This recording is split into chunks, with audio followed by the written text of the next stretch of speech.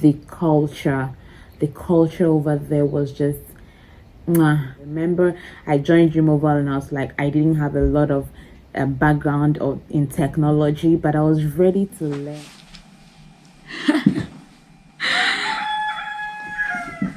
Wow, that chicken.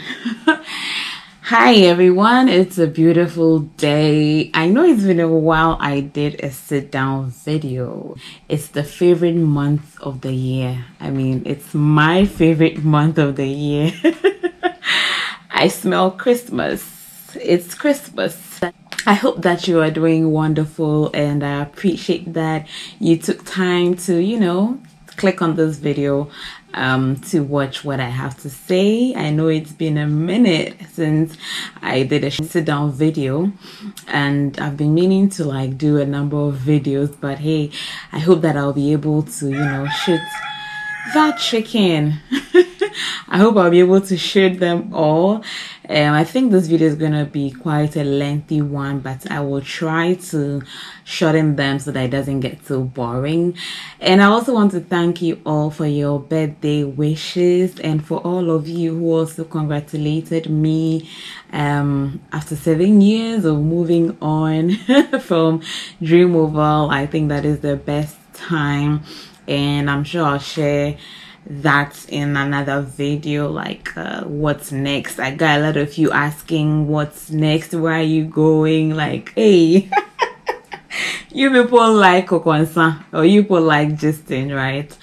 Don't worry, I'm a Justy all. So basically this video, I'm going to be sharing my journey at DreamOval. I mean, after 7 years, 2 months, 2 days, I got into DreamOval on the 5th of October 2015, and I got out on the 7th of December 2022. That was the same day I celebrated my birthday, but I publicly announced my resignation on a week after my birthday, so that it doesn't shroud my birthday, yeah. So I'm going to be sharing some 7 things that I have learned through my journey at DreamOval. It's been an experience. It's been an exciting journey. I will not lie. It's been full of ups and downs, and DreamOval has been the place where it helped shape my professional career. Since I got in, I remember the first day I got in for my interview with Jifa Francis in the Siedua, who was my head of department until I left. It's been exciting, right? It's been so many things I can talk about. I don't know if I can compress 7 years in a short video like this, but hey, I'm going to be sharing some 7 things that I have learned in my 7 years at DreamOval. Number 1 is going to be discipline.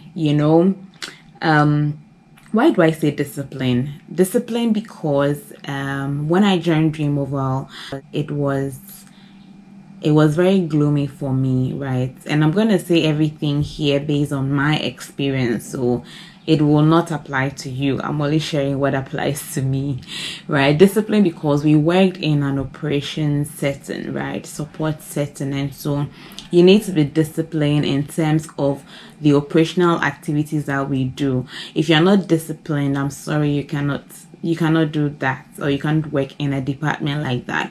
For instance, we ran the department like a military, because in the military you are disciplined enough that whether you like it or not, you are showing up, right? So that was what I say discipline, because you need to be disciplined enough to be able to go on with your tasks. Some of them were mundane, or some of them may be very repetitive, right? So that's what makes us an operations person, right? So you have to be very disciplined in the things you do and how you speak to customers, in the operational items you do, pay the times and all that. You really have to be disciplined to do that. Okay, but number 2 will be tenacity.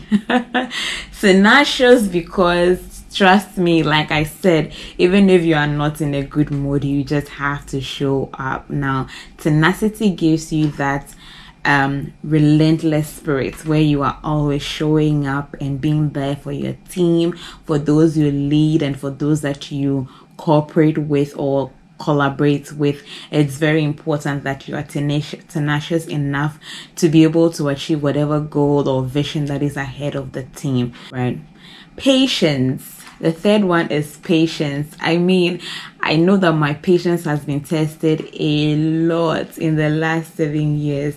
It hasn't been easy, from managing people to having very high expectations and just, not giving up on your team members. I know that when I started the team, it was just me reporting to Isidua at the time, who was my immediate boss.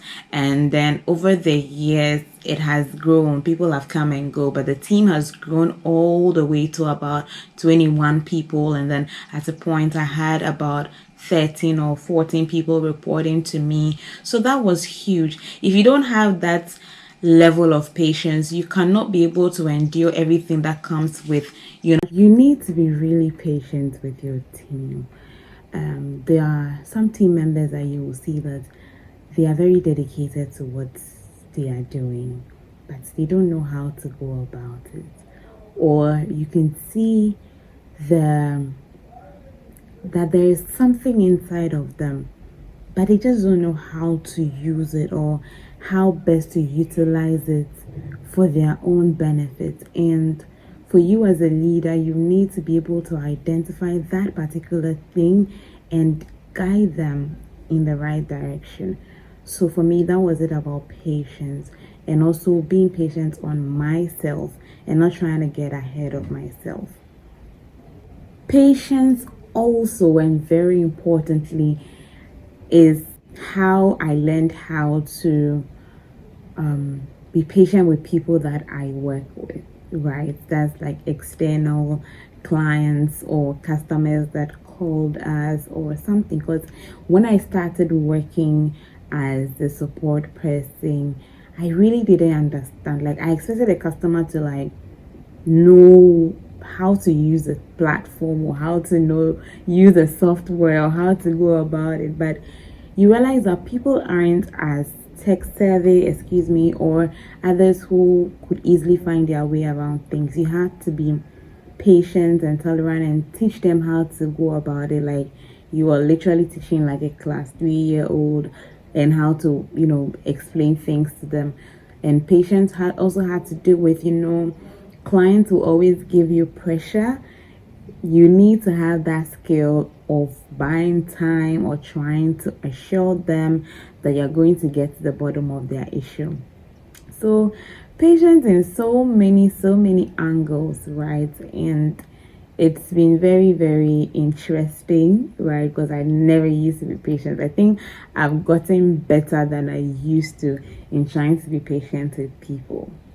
The next thing that I really learned on this journey was exercising my leadership skills. So leadership skills, I had to literally read books like Harvard Business Review, books on leadership, on corporate governance, basically to understand the business. And also when you do like a master's program, you tend to understand what goes into running a business, basically, or how to lead teams, how to manage teams. So I also joined this community, Practical Customer Success, where Rick always shares, ideas, nuggets about how to lead your team, what you should be doing to help your team grow, and all these leadership things.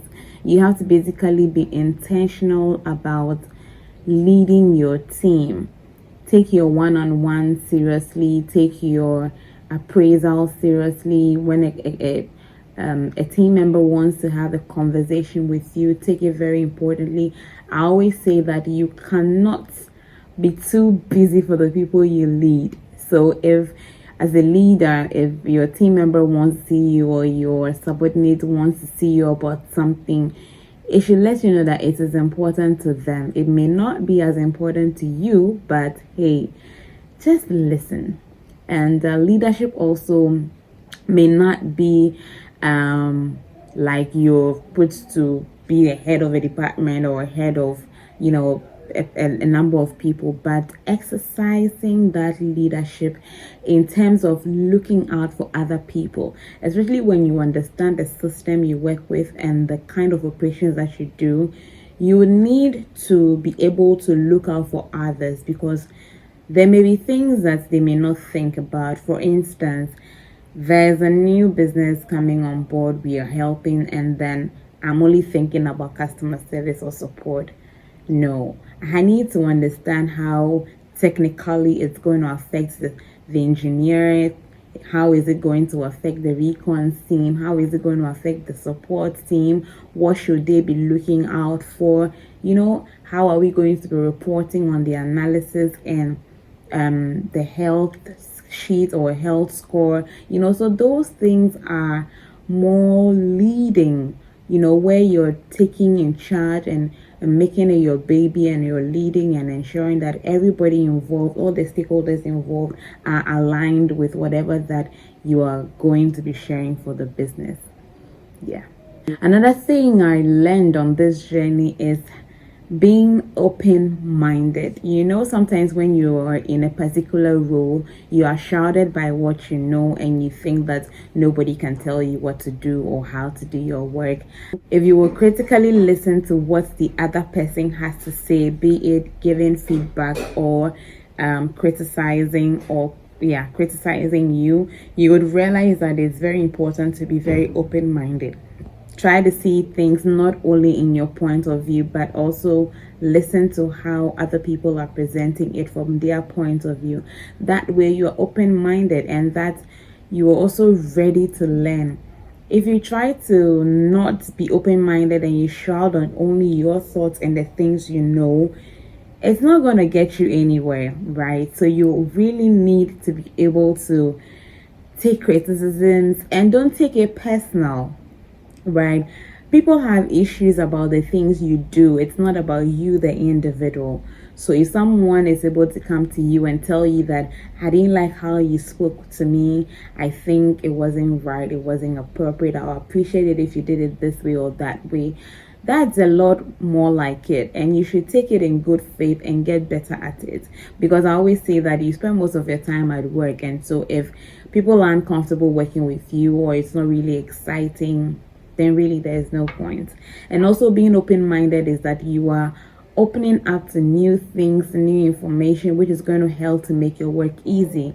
For instance, you're doing something that is really mundane, and you're doing it repetitively, and you're not really,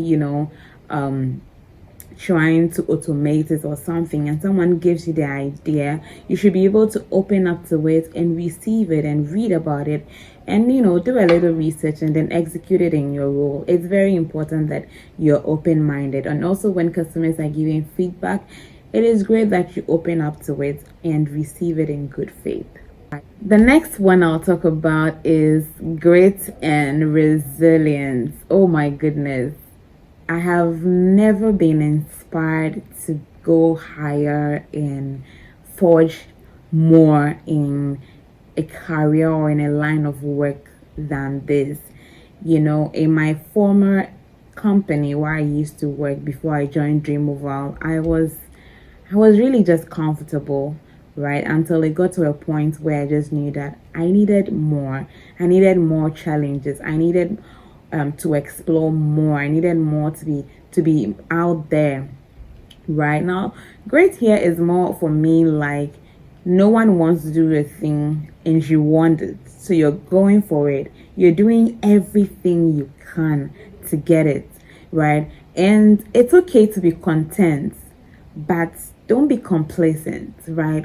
I always want more. I always want to achieve more. I always want to be challenging. I always want to celebrate my successes, because hey, it's not been easy. So for me, that grit and resilience was all for determination. I was determined to lead a team, to make them better than I met them. And for me, that was it for me. I was really determined in my line of work. I'm always ready to let's get on this project, let's get to it. What are we to expect? What's going to go into it? How is it affecting other teams? What kind of feedback are you looking for? Determination. if you work with a team where everyone is ready to be on board with whatever that is coming in, it is a great thing to see, right? Because it makes the working experience excellent, and nothing else just, nothing else really makes that interesting for you and your team. So I was really determined, and the fact that when I started the support team single-handedly and reporting to Isidra, like I mentioned earlier, it was very difficult.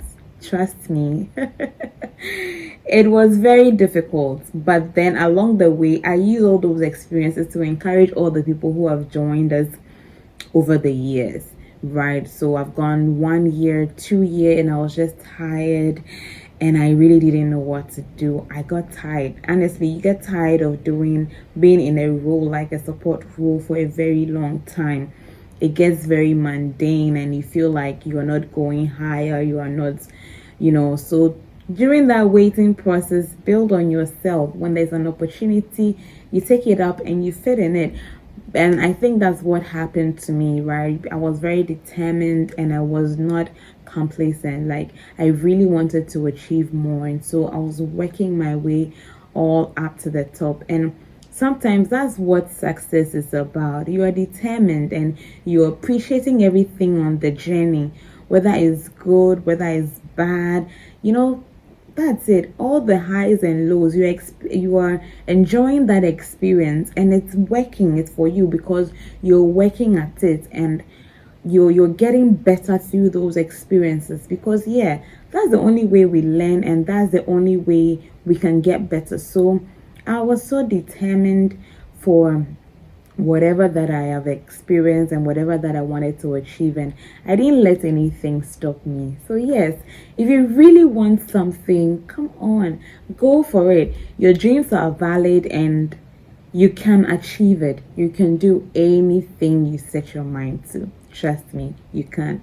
The last thing that I learned from this journey was that I became solution oriented, right? In the sense that whenever a customer always reported something, right, I was listening to them complaining or being unhappy or being frustrated, but in my mind, I was always looking for the solution, right? After calming them down, I was looking for the solution or a better alternative, because if you whine with the customer, you're getting on their side when you can actually give them a better idea or a better solution, because you have the information, so there are some people that you call, and they are not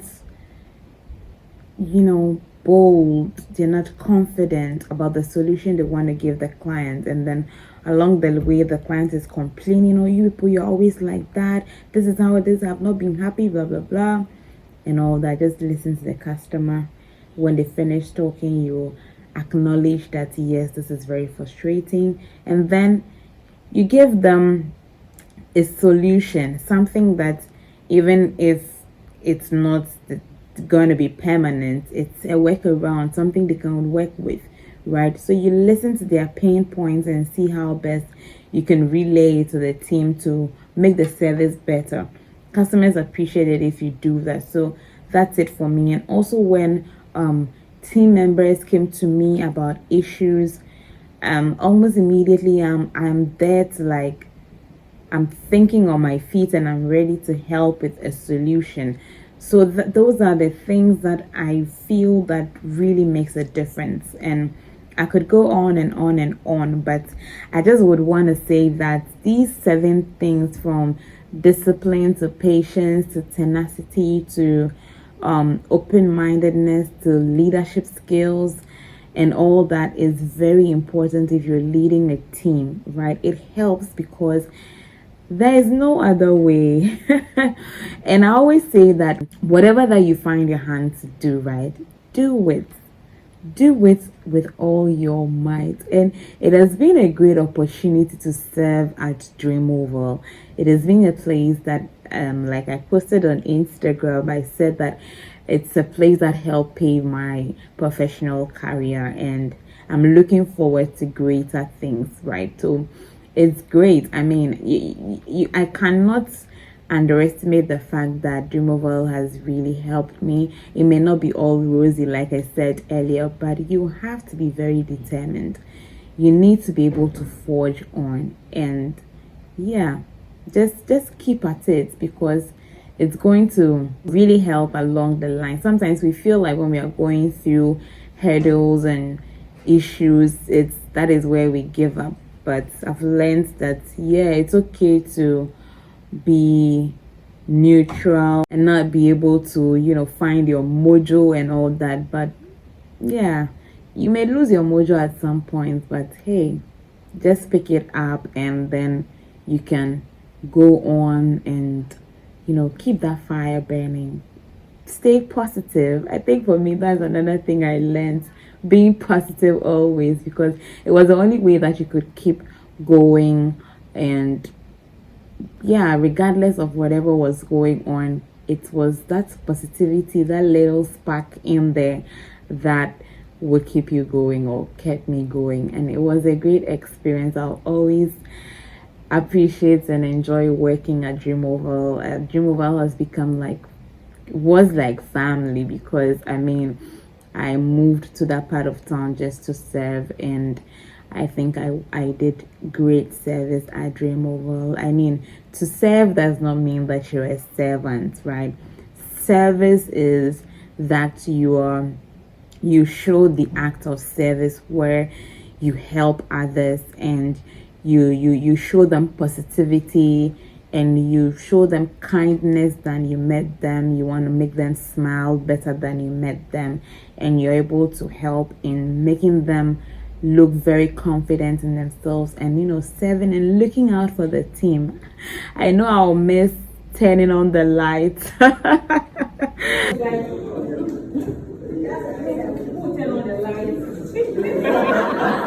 And I also miss, ensuring that my team is eating their breakfast, because I know that we are allowed to eat at our desk in the morning. So I would really miss people enjoying their breakfast, me making sure that, hey, have you had your breakfast? Have you had your breakfast? Should I serve you? And it was exciting doing all of that, right?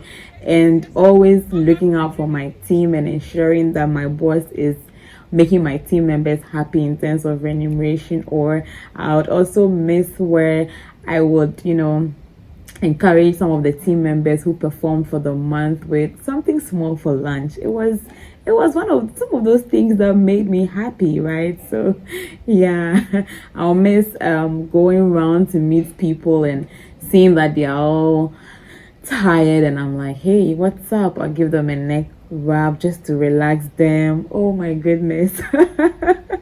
And when I realize that I'm so frustrated, I'll just walk around and ask my team members, and we talk, and then I'm just off. And I'll miss having lunch and then just talking about random things, right? I have so many fond memories at DreamOval. I'll miss the times where I have hosted our town hall meetings, I've hosted any engagement sessions, and yeah, I'll miss all the people there, all the amazing people there. Some of the things that I loved much about DreamOval was the culture. The culture over there was just, mwah. I love the culture of DreamOval. It was one that you could integrate no matter where you're coming from, and you can adjust. I would miss the people. The people are very open-minded and very, calm and welcoming. I'll miss all the reception. I'll miss all the leadership, and I'll miss all the opportunities where you are able to learn. I remember I joined DreamOval and I was like, I didn't have a lot of background in technology, but I was ready to learn. That's the exciting thing. Now I can code, I can write scripts, I can I can do simple, computer software engineering stuff, right? And it's amazing. You would have to be determined, like I mentioned, before you can learn all these things. I now understand a lot of system development and service operations, solution delivery things. I understand a lot of engineering, how systems work, how softwares are used, and integrated, I now know a lot, especially within the service operations specialty. So that's an amazing journey, I would say. And if there's anything else I would like to share, I'm definitely going to share it in my next video. I so appreciate that you tuned in to watch this video where I have shared some things that I've learned at DreamOval during my last 7 years, and some of the things I will miss a lot. So all my colleagues, I know you'll be watching this video, so just know that I love you all, and we're definitely gonna keep in touch. Keep being awesome, guys. Cheers.